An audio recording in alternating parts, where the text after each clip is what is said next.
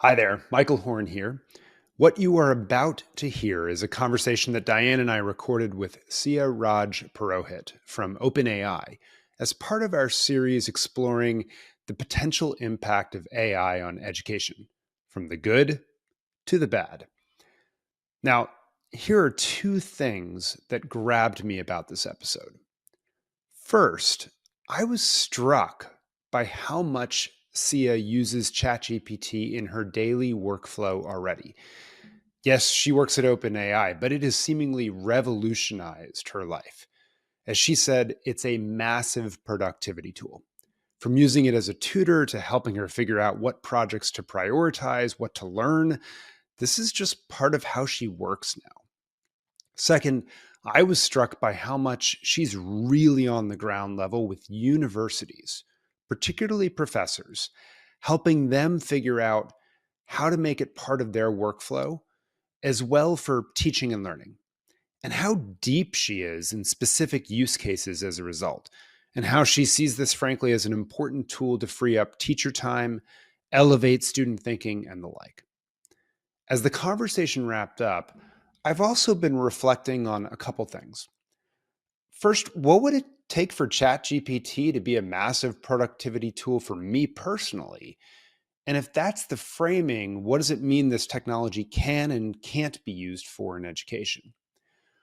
I was also struck by how OpenAI has decided to go deep on supporting those in college and beyond with their tool, but they haven't yet created their own products or services for students who are under 18. Candidly, that's not something I had really realized or reflected on before this conversation. So I'm excited to reflect a lot more with Diane after we talk to a number of people about this topic. But for now, we'd love to hear your thoughts about this conversation. Please share it with us over social media, through my website, michaelbhorn.com. And with that as prelude, I hope you enjoy this conversation on Class Disrupted.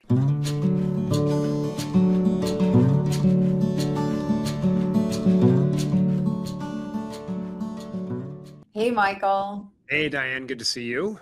Michael, I confess, I am really excited about today's conversation because the first two we've had about AI have been super interesting and have been raising some big questions for me around the assumptions that I had coming into these conversations and AI and schools. And in particular, how we organize schools themselves around new technologies. But it's made me even more curious to talk to other people and get other perspectives. So I'm really, really looking forward to today. As am I, Diane, and I agree that the first two episodes have piqued my attention on different things, and I'm looking forward to digging in on more at some point. But whereas our last episode featured someone who is, I think it's fair to say, largely skeptical about I suspect we will get a very different take today, given our guest actually works on education at OpenAI, the company that, of course, developed and operates ChatGPT. Her name is Siya Raj Purohit, and she has been focused on supporting edtech and workforce development in the startup community and at AWS over the past decade, before she more recently joined OpenAI to work specifically on education. We're going to get to hear about all that up front. But first, Siya, welcome. It is so good to have you. Thank you so much for having me. Yeah, you bet. So before we get into a series of questions starting to dissect AI and its impact or not on education, I would just love you to share with the audience a little bit about how you got so deep into AI around the question of education, perhaps specifically. And maybe you'll also humor me as you do so, because I'm curious OpenAI's interest in all of this, because it seems like more than maybe any product launch other than the iPad that I can remember anyway, I can't think of any other consumer tech product or service that has made education such a cornerstone of all of its announcements and sort of promise and potential for the new technology. So maybe you can tell us a little bit both about your journey, but also how OpenAI sees education. Absolutely. So, I've spent my career at the intersection of education, technology, and workforce development. This all started when I was 18. During college, I published a book about America's job skills gap. talking about how American universities weren't teaching the skills that students needed to land jobs in industry. And this stemmed from my own experiences and like the fear that I may not be able to land the jobs that I aspire to. And that's something that I think a lot of young adults relate to. But I've spent the next 10 years from that just trying to help bridge that gap. I worked at early stage startups, venture capital funds, and most recently Amazon, trying to bridge that gap between learning and opportunity, helping make like economic mobility more possible for different types of learners. I joined OpenAI about 8 months ago to help build up our education vertical. As you all might remember, November 2022, ChatGPT launched and suddenly it became like such a used product around the world. And what was interesting for OpenAI is that learning and teaching was one of the most common use cases on why people were engaging with ChatGPT. So this year we launched a product called ChatGPT EDU. It's designed for universities and school districts to be able to use like an enterprise grade version of ChatGPT. And with that, it brings all sorts of different types of benefits. Like there are all sorts of network effects that can exist on a campus once all students, faculty, and staff have licenses. So I will share a couple of examples of what that looks like, but a big part of my job is to help education leaders, educators, and students start using AI more effectively on different types of campuses. It sounds like rightfully so. Michael and I are both operating under the assumption that you're probably biased towards seeing AI as something that offers real opportunity to improve and transform education. And clearly, your personal pathway and journey is leading you to that impact. And so, I'm one of the things we're interested in is having you sort of make the best case for how AI will impact education in a positive way. And, we have a lot of things in our minds that we've thought about, but we're really curious to be expanded in our thinking and have you make that very best case for us. So I believe for education as a sector, personalized learning was always the holy grail.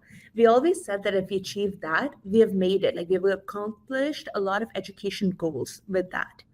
And I think that with ChatGPT, it exists. I have a personalized tutor that I talk to every day. It knows my projects, the skills I'm developing, like my aspirations, and it helps me become a better knowledge worker every day. And I think that in education, it's making high quality tutoring available to anyone with an internet connection and supporting educators by automating a lot of like the time consuming jobs that they do to let them focus on what matters a lot for them, which is like mentoring and inspiring students. That's interesting. Let's stick on that one for a moment because and we'll get to this a little bit later, but like I wonder, does that mean that the schools don't actually end up changing very much because the tutor and the sort of automated assistant just allows students and teachers to do things the way that they have been doing them, just better and more efficiently? I'm curious what you think about that. So, right now, the most interesting examples we're seeing is that educators are crediting ChatGPT for reducing teacher burnout, which, as you both know, is a big problem in America. So, teachers who used to spend so much time doing lesson planning, quiz grading, like all the preparation for classroom activities, are able to outsource a lot of that work or kind of use ChatGPT to do a lot of that work.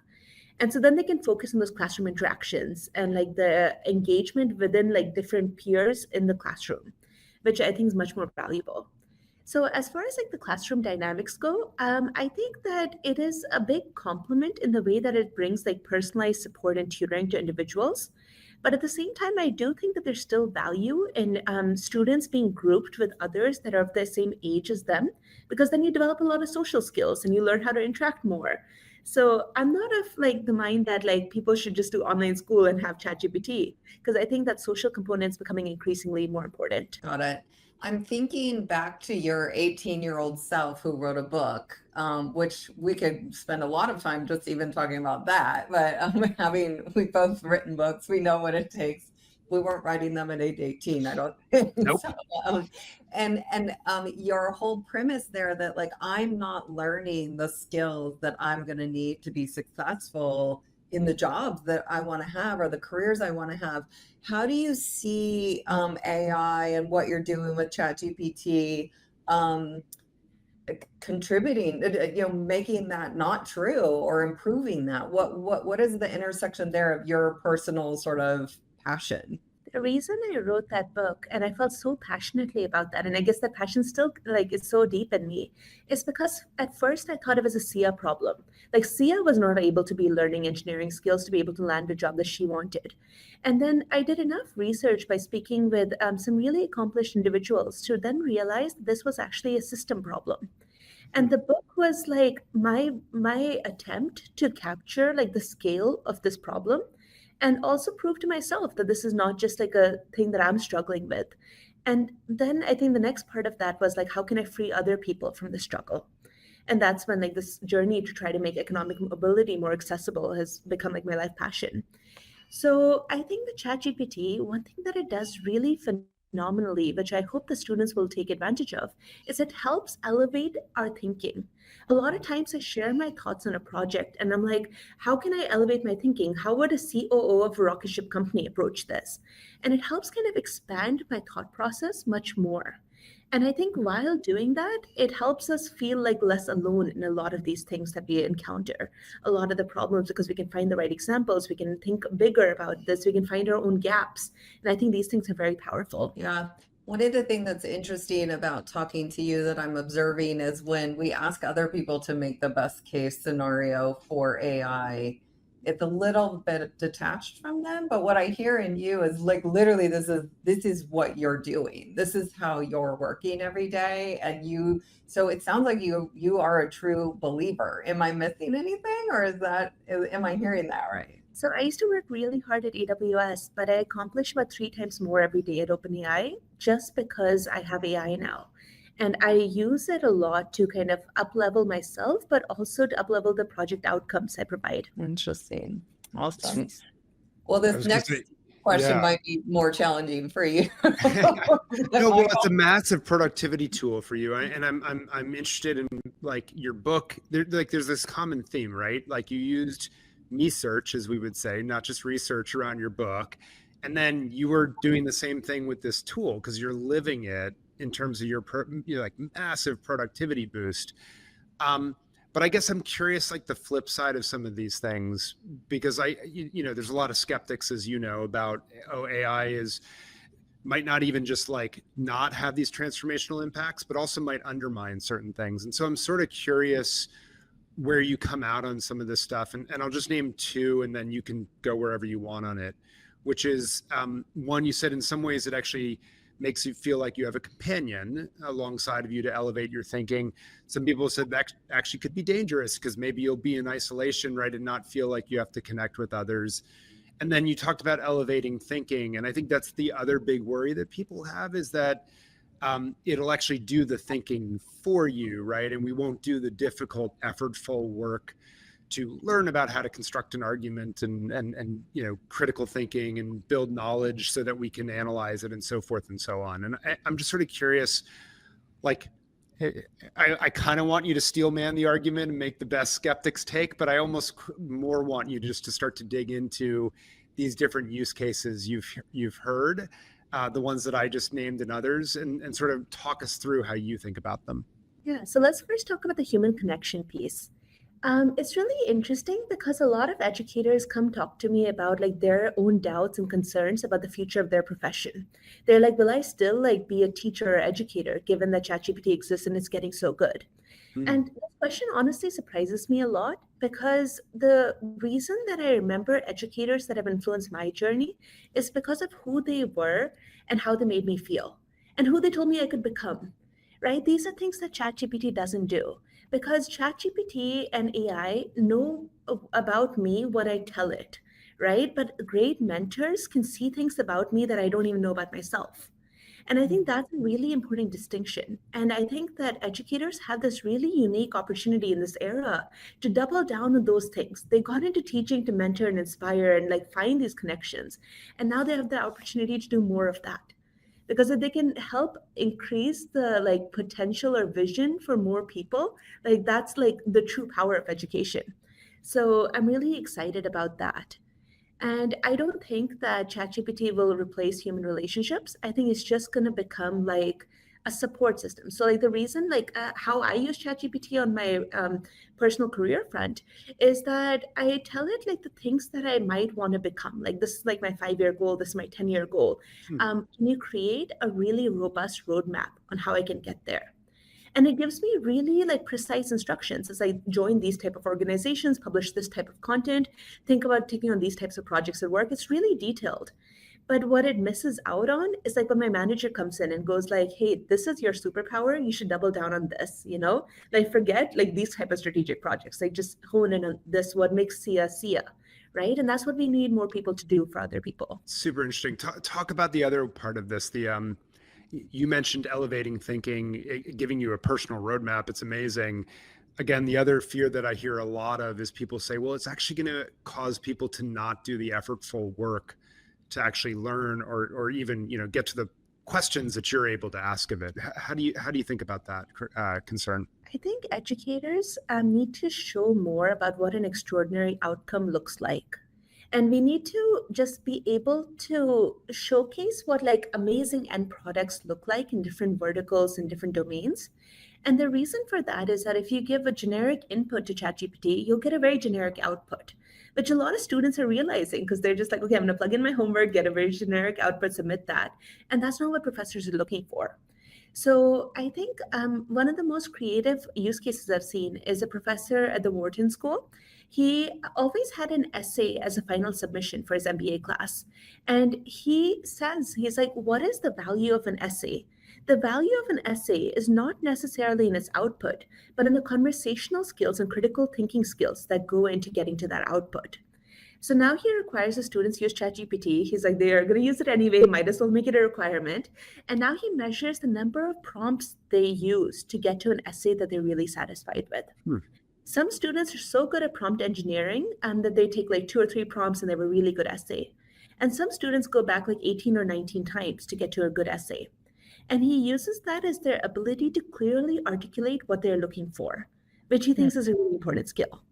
So if you can teach students how to communicate those skills, like in terms of communicate that output that they want to see, and also be able to visualize some like really extraordinary output, then they're going to be able to use AI as just a tool to get there. So maybe this is the last question in this section that I have, because building off that, I think it's almost an implied set of knowledge and awareness, right, that students need to have as baseline to be able to have those expectations or hopes for outcomes and things of that nature. I'm sort of curious. You also mentioned that what the purpose of an essay is. Implicit in all of that is that some of the artifacts that we have used historically to gauge, thinking processes and argumentation, et cetera, like they might change in the future, right? The example we've used a few times at this point is Burr Saxberg, one of our friends, likes to say, Aristotle worried deeply that the written word would mean people didn't memorize Homeric epic length poems anymore. And he was absolutely true. And I don't think any of us regret that. And so I'm sort of curious your take of like, sort of how we do work or the artifacts of what we think of as representing learning. How might those change even in the future? And maybe some of these concerns, they won't all be that relevant because we will show our knowledge and skill development through other means. So I think a lot of like basic calculations, basic strategic work, all of that is going to become much less important.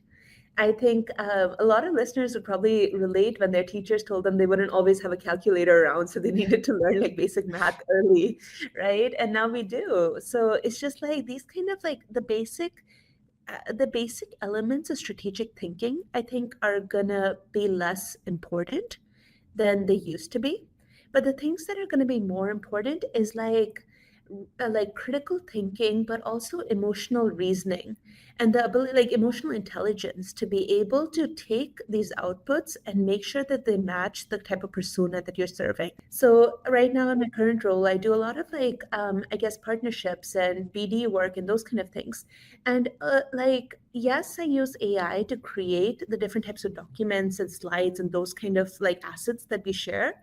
But the way that I communicate them to the end user to kind of inspire confidence or interest is like the unique ingredient here.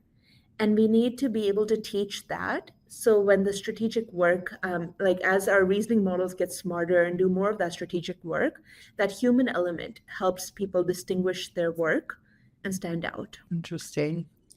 I'm so curious because I think you maybe more than other people have started to maybe personally see some changes happening in schools because of AI and like how it looks different and how it feels different. And or I bet you can imagine them a little bit better than a lot of people. And one of the things that I think we suffer from is just imagination in this space, right? Like we all know what school looks like and we have a really hard time breaking out and imagining something different. So can you just take us there? Like what could possibly look different, feel different for a teacher, for a student in a school? What are you seeing? What are you predicting? For this one, I'm going to actually focus more on the university setting because that's where we're seeing the fastest changes happen. Our current thinking around what an AI native university looks like is that every campus will have multiple AI touch points across that help enhance like the student, faculty, and like staff experience on campus. So basically, once like basically the idea is that we're going to take the knowledge of the campus, make it conversational and more accessible to these users. So when students come on campus, they're going to have these orientation GPTs, which where they can ask questions like, "Where's the best pizza place in town?" or "How do I change my roommate?" or any of these kind of preterm questions that they have. Then they're going to come into classrooms where professors will have designed these custom GPTs that are just basically that have learned from the professor's material and help answer questions. So a professor at HBS, Jeffrey Busgang, was telling me that most of his class uses custom GPTs between 12 a.m. and 3 a.m. when like a human tutor is not available, and they can ask questions like, "Which CEO handle layoffs well?" and get the exact examples to help understand these kind of concepts. So classroom conversations will become much more in depth because of this, but also students will be able to do things like, "I have a statistics exam coming up. Can you give me some practice quiz questions that relate to the same like level as my professor provides?" And just be able to go back and forth in classroom content that way. They'll go to career services where they'll be able to use the university's proprietary data to practice interviewing with a McKinsey partner and and like recruiter, all with like AI. So, like all of these experiences will happen, student clubs, career services, classrooms, and it's going to happen seamlessly for students. So they'll be able to navigate between this very easily as they try to like grow as students and professionals. Super helpful. I want to dig a little bit more, and this might be surprising to you, but I actually think a number of people who listen to our podcast, maybe fewer that listen to our podcast, but sort of in education, have literally never even used ChatGPT yet. They haven't logged into it. So let's spend just a moment helping them, picture what it means to have, a GPT. Is it on their phone? Is it on a computer? Is it on like a kiosk? Like what does it literally look like if I'm a student when I'm engaging? And what makes it seamless? Like, yeah. So I saw a meme recently, which I thought was really funny. In Harry Potter and the Chamber of Secrets, Harry starts writing in this diary, and it's like Tom Riddle responding on the other side. But I like really liked that example because your first experience with ChatGPT feels similar to that. You just start writing, it's a blank screen, and you have a conversation, and it converses back with you. And it's actually a very magical feeling because you're able to have conversations with the super intelligence that exists outside of our brains, which is very powerful. So I think that it's really important to be able to first start having this conversation. You can use chat.com, you can use your mobile app, you can start on actually WhatsApp now, or even call in. There's a 1-800 chat number, chat GPT number. So any of these mediums that make sense for you, you can start and you can ask basic questions. What we see most people do is start with very basic questions and kind of start building up as they gain more confidence in the back and forth interactions of this. And then they're able to do more and more complicated jobs. So how we think about transformation for organizations is the very first step is at an individual level. So when individuals start writing emails better, they start like doing better like project planning or activity building, then it shifts up to the department level. that's when people start collaborating together on different projects. One of the best examples I saw of this is that a school district told me it takes 40 people several weeks to assign which class goes into which room on campus. And now ChatGPT can do that in a few minutes. So hugely empowering at the department level. And then finally get to that organization-wide level, which is when you'll have so many different AI touch points and make that experience much easier as you navigate different levels of knowledge on campuses. I think the other thing that you're saying that I'm not sure everyone who will pick up unless we call it out, so I'm going to ask you to call it out, is the reason this is not like going to be a generic GPT. The intersection with the campus is that you're actually taking the data and the information and the expertise of the campus and well, you'll tell me the right words, but like mixing it with the power of GPT to make it sort of a customized experience. Did I get that right? What does that look like? What's going on there? So basically, there's ChatGPT, which is accessible to everyone. Everyone will have slightly different experiences as they go through it, but it's basically a knowledge base and a conversational platform. Custom GPTs are specific instances of ChatGPT, which are basically trained to do very specific tasks. So a professor can be like, this is my 6 months of curriculum. This is all the case studies I provide. Just reference these when answering all student questions. So now that super intelligence is focused, so it doesn't like look at the web, it doesn't research answers, it focuses on the 6 months of curriculum, goes very deep and helps students be able to learn from that more effectively. And you can create these custom GPT instances for any type of knowledge base. One of my favorite examples of this is that a professor at the University of Maryland told me that they created a custom GPT of themselves. They uploaded about 24, 25 pieces of research work that they've done, and like there are different pieces of writing. And now they talk to what they call virtual Dave and get good ideas on what their next research project should be. So it's like having a thought partner, which is only limited to a finite amount of information that you share, but is super intelligent itself. Interesting. And let's just stay here for one more quick beat because you're leading us into what maybe the work looks like for the teacher or the professor, but like just get a little bit more concrete. So that professor literally like copied and pasted his stuff into GPT. Tell us a little bit about what's his work now? What's he doing? Yeah, so it takes about 15 minutes to build a custom GPT. You upload PDFs or documents, and so you don't need to copy paste, and you give it instructions. Again, this is where the assistant piece comes in. You explain to the custom GPT what his job is. So in this case, this professor is like, you're going to be my virtual thought partner as I think about my next research papers, as I think about my next book or my LinkedIn post. I need you to sound the same as I have in my career so far. So maintain the same tone and professionalism, but help me ideate on what the next iterations of these projects can look like and give me like very honest feedback. So these are the instructions it gave. And then the professor just has conversations with it. It's just like, could I go in this direction? And custom GPT is like, no, it's a little bit like overdone. Why don't we look at this path? And it just becomes a good like research assistant for you. Awesome. Michael, here's the jobs to be done moment, I think. Seriously, right? We're going to flag that for coming back to Diane. For sure. So let's now bring in, I promise we will stop grilling you soon that we're getting to the end here, but I know that at OpenAI, you talk a lot about, you focus a lot on policy and you're engaging with the policy, field and whatnot. What are you learning about the intersection of education policy and policy around AI? Like what should we be looking for, watching out for, paying attention to from your perspective as educators, as people who are leading schools and school systems and universities? What do you see coming? What's important? What should we be thinking about? So right now, universities are in a couple of different groups where they're thinking about AI policy. Some have like very established guidelines and clarity in terms of where AI plays the role in their student journey. So like I think some of the most forward-thinking education leaders that I'm working with are like, okay, like AI is accessible, the cat is out of the bag, it's going to happen.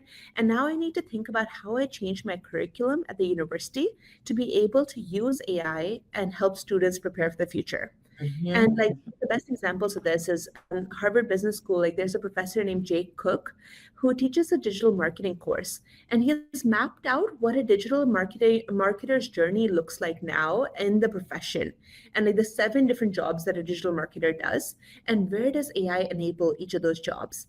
And he's turned all of his projects. So now you use AI to like do competitive research, AI to create marketing assets and images, AI to like help you with the copy and website, and all of these kind of elements of what he thinks his students will graduate into the workforce and need to know.